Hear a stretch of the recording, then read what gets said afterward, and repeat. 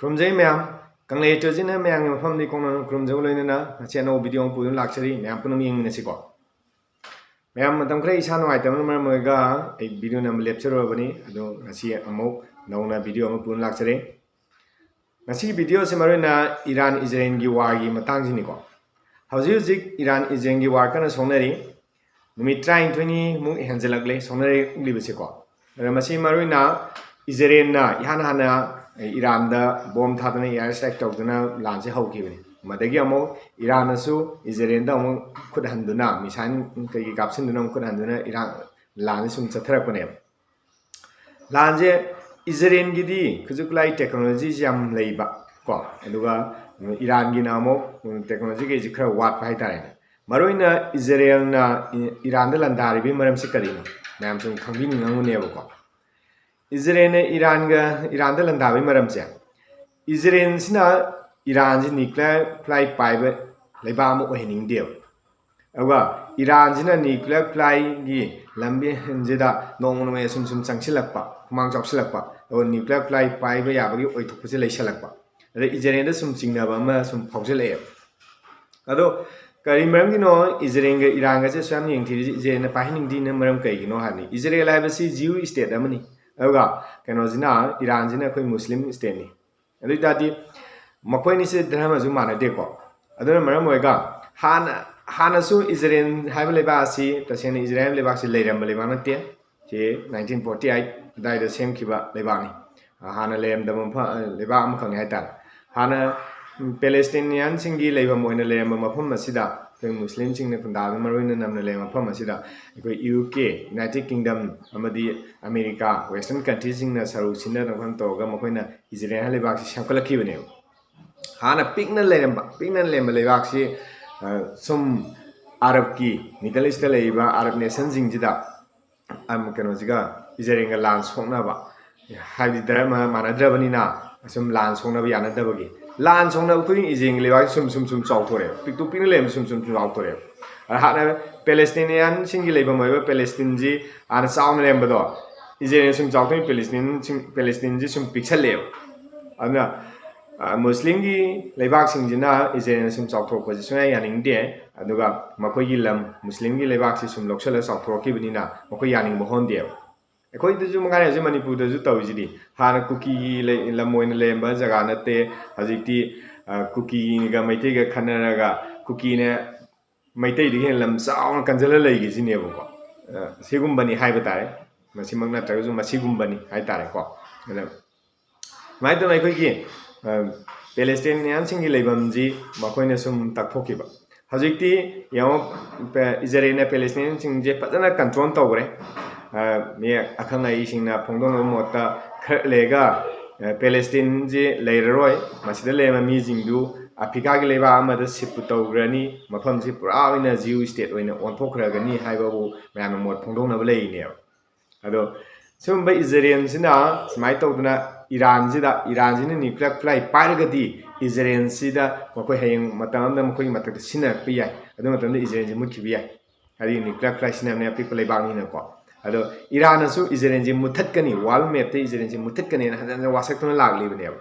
अदो मरम ओइगा इजराइल इरान जिना न्यूक्लियर फ्लाई पाइदनबा मांगजौनना मखोना न्यूक्लियर फ्लाई पाइदिङै मांगजौनना मखोइ न्यूक्लियर फ्लाई सुंबम ओइबा यूरेनियम एनरिच तौरिबा मफमसे तुगाइ होबुन फगनी खंदना मखोना बॉम्ब थाददना ओइ एयर स्ट्राइक तौना तुगाइना होनरिने अदुबो इरानसु शक्ति लेबा लेबा क्यामना बेकिंग द लेबा हादि रशिया चाइना सिंग लेबा सिंगना बेकिंग द लेबनिना तराइ तराइ लोबदि यादे नत्रा अना माकी इरान की आना फजब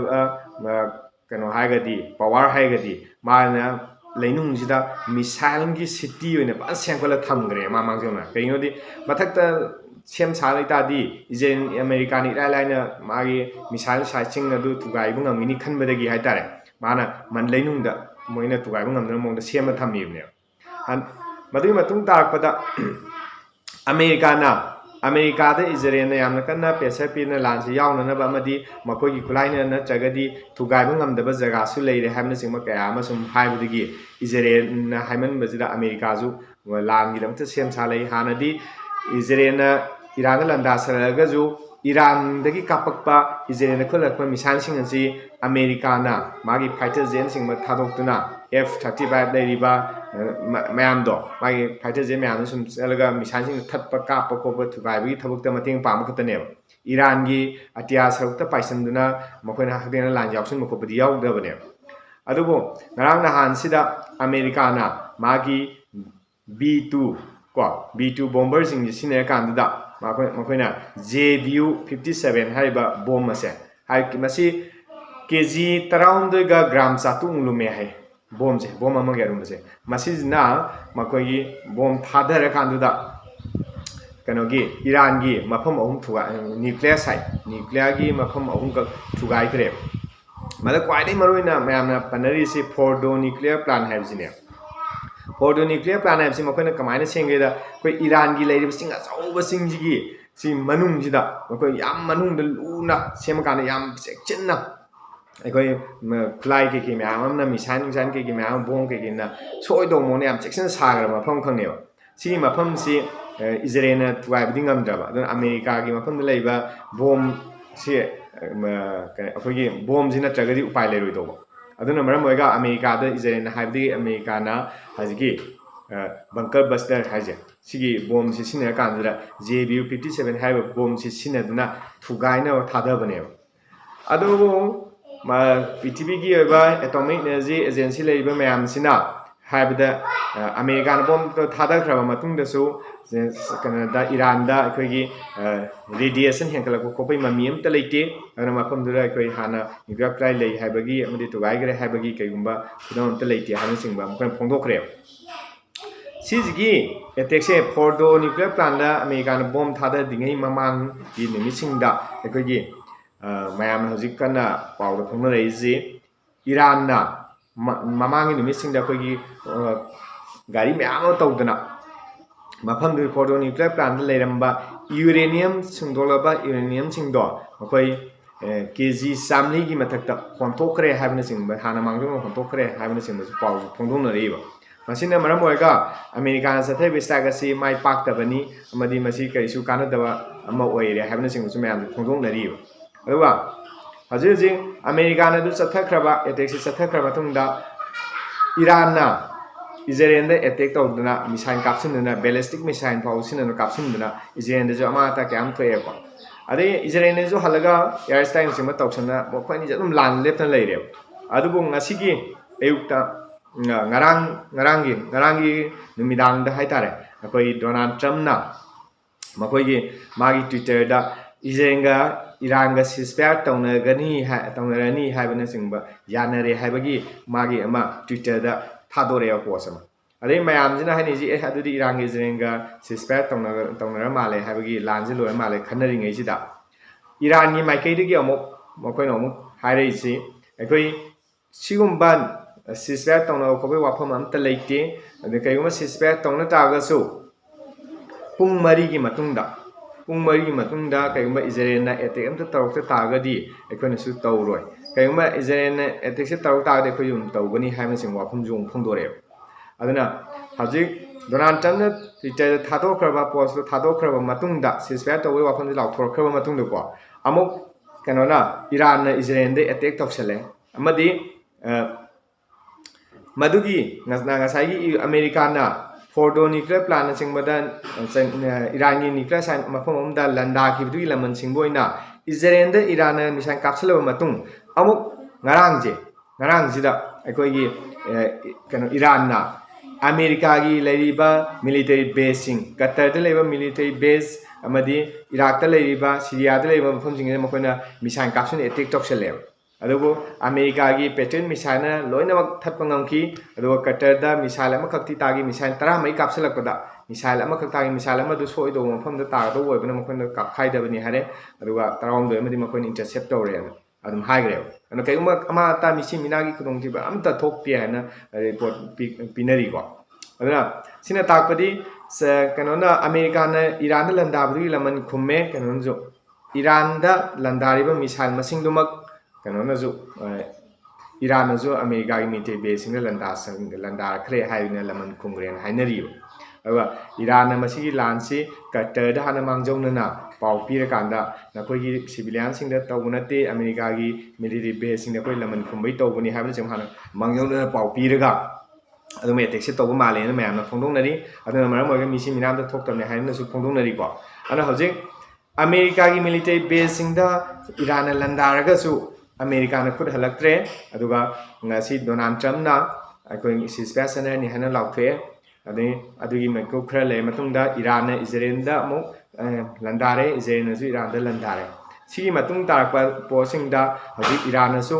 ꯃꯈꯥ ꯇꯥꯅ ꯀꯩꯒꯨꯝꯕ ꯏꯖꯔꯦꯜꯅ ꯂꯥꯟ ꯇꯧꯔꯛꯇ꯭ꯔꯒꯗꯤ ꯑꯦꯇꯦꯛ ꯇꯧꯔꯛꯇ꯭ꯔꯒꯗꯤ ꯏꯔꯥꯟꯁꯨ ꯃꯈꯥ ꯇꯥꯅ ꯇꯧꯔꯣꯏ ꯍꯥꯏꯕꯅꯆꯤꯡꯕ ꯋꯥꯐꯝ ꯐꯣꯡꯗꯣꯛꯂꯤꯀꯣ ꯑꯗꯨꯅ ꯁꯨꯡꯁꯣꯏ ꯁꯣꯏꯗꯅ ꯏꯔꯥꯟꯒ ꯏꯖꯔꯦꯜꯒꯤ ꯂꯥꯟꯁꯤ ꯇꯞꯅ ꯇꯞꯅ ꯂꯦꯞꯈꯤꯗꯧꯕ ꯃꯥꯜꯂꯦ ꯁꯤꯅ ꯂꯦꯞꯈꯤ ꯇꯥꯔꯒꯗꯤ ꯑꯩꯈꯣꯏ ꯃꯌꯥꯝꯅ ꯄꯥꯈꯠꯅꯔꯤꯕ ꯋꯥꯔꯜ ꯋꯥꯔ 3 ꯇꯧꯔꯛꯀꯅꯤ ꯍꯥꯏꯕꯅꯆꯤꯡꯕꯒꯤ ꯄꯥꯈꯠꯅꯕꯗꯣ ꯑꯗꯨ ꯁꯨꯡꯁꯣꯏ ꯁꯣꯏꯗꯅ ꯐꯒꯅꯦꯕ ꯉꯁꯤ ꯅꯣꯡ ꯅꯤꯒꯤ ꯃꯃꯥꯡꯗꯗꯤ ꯌꯥꯝ ꯀꯟꯅ ꯑꯩꯈꯣꯏ ꯂꯥꯟꯁꯤ ꯑꯗꯨꯛꯀꯤ ꯃꯇꯤꯛ ꯁꯥꯊꯤꯔꯒꯅꯤ ꯍꯥꯏꯕꯁꯦ ꯑꯩꯈꯣꯏ ꯊꯃꯣꯏꯗ ꯐꯥꯎꯋꯦꯕ ꯃꯔꯝꯗꯤ ꯀꯩꯒꯤꯅꯣ ꯍꯥꯏꯕꯗ ꯔꯁꯤꯌꯥꯅꯁꯨ ꯏꯔꯥꯟꯗ ꯅ꯭ꯌꯨꯀ꯭ꯂꯤꯌꯔ ꯈꯨꯠꯂꯥꯏ ꯁꯨꯡꯁꯣꯏ ꯁꯣꯏꯗꯅ ꯅ꯭ꯌꯨꯀ꯭ꯂꯤꯌꯔ ꯈꯨꯠꯂꯥꯏ ꯁꯄ꯭ꯂꯥꯏ ꯇꯧꯔꯛꯄ ꯌꯥꯕ ꯂꯩꯕꯥꯛ ꯀꯌꯥ ꯑꯃ ꯂꯩꯔꯦ ꯍꯥꯏꯕꯅꯆꯤꯡꯕ ꯋꯥꯐꯝ ꯐꯣꯡꯗꯣꯛꯈ꯭ꯔꯕꯅꯦꯕ ꯑꯗꯨꯅ ꯅ꯭ꯌꯨꯀ꯭ꯂꯤꯌꯔ ꯈꯨꯠꯂꯥꯏꯁꯤ ꯏꯔꯥꯟꯅ ꯁꯥꯗ꯭ꯔꯒꯁꯨ ꯍꯥꯟꯅ ꯁꯥꯔ ꯂꯩꯕ ꯅꯣꯔꯠ ꯀꯣꯔꯤꯌꯥꯒꯨꯝꯕ ꯖꯄꯥꯟꯒꯨꯝꯕ ꯆꯩꯅꯥꯒꯨꯝꯕ ꯑꯗꯒꯤ ꯔꯁꯤꯌꯥꯒꯨꯝꯕꯗꯒꯤ ꯃꯇꯦꯡ ꯑꯁꯥꯕ ꯅ꯭ꯌꯨꯀ꯭ꯂꯤꯌꯔ ꯈꯨꯠꯂꯥꯏ ꯑꯣꯏꯅ ꯏꯔꯥꯟꯅ ꯄꯤꯔꯛꯀꯗ꯭ꯔꯥ ꯑꯗꯨꯒ ꯏꯔꯥꯟꯅ ꯑꯃꯦꯔꯤꯀꯥꯒꯨꯝꯕ ꯏꯖꯔꯦꯜꯒꯨꯝꯕꯗ ꯁꯤꯖꯤꯟꯅꯒꯗ꯭ꯔꯥꯅ ꯄꯥꯈꯠꯅꯔꯝꯕꯅꯦꯕ ꯑꯗꯨ ꯁꯤꯖꯐꯤꯌꯔꯒꯤ ꯋꯥꯐꯝ ꯂꯥꯛꯄ ꯑꯃꯗꯤ ꯏꯔꯥꯟꯒꯤ ꯃꯥꯏꯀꯩꯗꯩꯁꯨ ꯏꯖꯔꯦꯜꯅ ꯑꯦꯇꯦꯛ ꯇꯧꯔꯛꯇ꯭ꯔꯒꯗꯤ ꯑꯦꯇꯦꯛ ꯇꯧꯔꯔꯣꯏ ꯍꯥꯏꯕꯅꯆꯤꯡꯕ ꯋꯥꯐꯝ ꯐꯣꯡꯗꯣꯛꯅꯔꯛꯄ ꯁꯤꯗꯒꯤ ꯇꯞ ꯇꯞꯅ ꯑꯩꯈꯣꯏ ꯁꯤꯖꯐꯤꯌꯔ ꯄꯥꯝꯕꯒꯤ ꯃꯥꯏꯀꯩꯔꯣꯝꯗ ꯆꯪꯁꯤꯟꯅꯔꯛꯄꯒꯤ ꯋꯥꯐꯝ ꯐꯣꯡꯗꯣꯛꯅꯔꯛꯄꯁꯤꯅ ꯃꯔꯝ ꯑꯣꯏꯔꯀꯥꯟꯗ ꯁꯤꯖꯐꯤꯌꯔ ꯁꯨꯡꯁꯣꯏ ꯁꯣꯏꯗꯅ ꯆꯠꯅꯈꯤꯗꯧꯕ ꯃꯥꯜꯂꯤꯀꯣ ꯑꯗꯨꯅ ꯂꯥꯟꯁꯤ ꯂꯣꯏꯈ꯭ꯔꯒꯗꯤ ꯌꯥꯝ ꯐꯔꯦ ꯂꯥꯟ ꯑꯁꯤ ꯃꯤꯑꯣꯏꯕ ꯁꯃꯥꯖꯇ ꯌꯥꯝꯅ ꯃꯥꯡꯖꯩ ꯂꯥꯟ ꯍꯦꯛ ꯇꯧꯕ ꯃꯇꯝꯗ ꯑꯃꯦꯔꯤꯀꯥ ꯏꯔꯥꯟ ꯏꯖꯔꯦꯜ ꯇꯧꯅꯩ ꯍꯥꯏꯕ ꯑꯗꯨꯕꯨ ꯑꯩꯈꯣꯏ ꯁꯤꯗ ꯂꯩꯕ ꯃꯅꯤꯄꯨꯔ ꯂꯩꯕ ꯑꯩꯈꯣꯏꯁꯨ ꯑꯗꯨꯝ ꯑꯋꯥꯕ ꯆꯩꯊꯦꯡ ꯑꯗꯨꯝ ꯐꯪꯒꯅꯦꯕ ꯍꯥꯏꯕꯗꯤ ꯑꯃꯦꯔꯤꯀꯥ ꯏꯔꯥꯟꯒꯤ ꯂꯥꯟꯁꯤꯗ ꯊꯥꯎ ꯌꯥꯝꯅ ꯊꯣꯛꯏꯕ ꯑꯔꯕ ꯅꯦꯁꯟꯁꯤꯡꯁꯤꯗꯒꯤ ꯏꯟꯗꯤꯌꯥꯁꯨ ꯊꯥꯎ ꯂꯩꯔꯤꯕꯅꯤ ꯊꯥꯎꯁꯤꯡ ꯑꯗꯨ ꯏꯟꯗꯤꯌꯥꯅ ꯂꯩꯔꯀꯥꯟꯗ ꯏꯟꯗꯤꯌꯥꯒꯤ ꯊꯕꯛ ꯊꯧꯔꯝ ꯈꯨꯗꯤꯡꯃꯛꯇ ꯂꯣꯏꯅꯕ ꯁꯤꯖꯤꯟꯅꯔꯤꯕꯅꯤ ꯃꯗꯨꯒꯤ ꯀꯩꯅꯣꯗꯨꯅ ꯄꯥꯝꯕꯩ ꯑꯣꯏꯔꯀꯥꯟꯗ ꯃꯗꯨ ꯁꯤꯖꯤꯟꯅꯔꯀꯥꯟꯗ ꯊꯕꯛ ꯕꯤꯖꯤꯅꯦꯁ ꯀꯩꯀꯩ ꯇꯧꯕ ꯑꯣꯏꯔꯣ ꯀꯩꯗꯧꯕ ꯍꯤꯔꯝ ꯈꯨꯗꯤꯡꯃꯛꯇ ꯁꯤꯖꯤꯟꯅꯩꯅꯦꯕ ꯑꯗꯨꯅ ꯊꯥꯎꯁꯤ ꯇꯥꯡꯈꯠꯈꯤꯕ ꯃꯇꯝꯗ ꯑꯩꯈꯣꯏꯗꯁꯨ ꯁꯨꯡꯁꯣꯏ ꯁꯣꯏꯗꯅ ꯄ꯭ꯔꯣꯕ꯭ꯂꯦꯝ ꯃꯌꯥꯝ ꯑꯃ ꯊꯦꯡꯅꯗꯣꯏꯅꯦꯕ ꯄꯣꯠ ꯆꯩꯒꯤ ꯃꯃꯜ ꯑꯣꯏꯔꯣ ꯀꯩ ꯑꯣꯏꯔꯣ ꯍꯤꯔꯝ ꯈꯨꯗꯤꯡꯃꯛ ꯇꯥꯡꯈꯠꯂꯛꯀꯗꯣꯏꯅꯤ ꯁꯨꯐꯝ ꯅꯣꯡꯐꯝꯒꯤ ꯑꯣꯏꯔꯣ ꯀꯩꯒꯤ ꯑꯣꯏꯔꯣ ꯃꯌꯥꯝ ꯑꯃ ꯑꯋꯥꯕ ꯁꯦꯟꯊꯣꯛ ꯂꯝꯕꯤꯗ ꯑꯀꯥꯏꯕ ꯂꯥꯛꯀꯗꯣꯏꯅꯦꯕ ꯑꯗꯨꯅ ꯂꯥꯟ ꯍꯥꯏꯕꯁꯤ ꯄ꯭ꯔꯤꯊꯤꯕꯤ ꯃꯐꯝ ꯑꯃꯗ ꯁꯣꯛꯅꯕ ꯑꯣꯏꯁꯅꯨ ꯑꯃꯗ ꯁꯣꯛꯅꯕ ꯑꯣꯏꯁꯅꯨ ꯑꯃꯠꯇ ꯀꯥꯟꯅꯗꯦ ꯃꯁꯤꯅ ꯃꯤꯑꯣꯏꯕ ꯁꯃꯥꯖꯇ ꯃꯥꯡꯖꯕꯇꯪ ꯄꯤ ꯍꯥꯏꯕ ꯋꯥꯐꯝꯁꯤ ꯊꯝꯖꯔꯒ ꯑꯩꯈꯣꯏ ꯂꯥꯟ ꯂꯩꯇꯕ ꯏꯪꯇꯕ ꯂꯝꯗꯝ ꯑꯃ ꯄ꯭ꯔꯤꯊꯤꯕꯤ ꯑꯃ ꯑꯣꯏꯃꯤꯟꯅꯔꯁꯤ ꯍꯥꯏꯕ ꯋꯥꯐꯝꯁꯤ ꯊꯝꯖꯔꯒ ꯉꯁꯤꯒꯤ ꯃꯇꯥꯡꯁꯤ ꯂꯣꯏꯁꯤꯟꯖꯒꯦꯀꯣ ꯃꯌꯥꯝ ꯊꯦꯡꯛ ꯌꯨ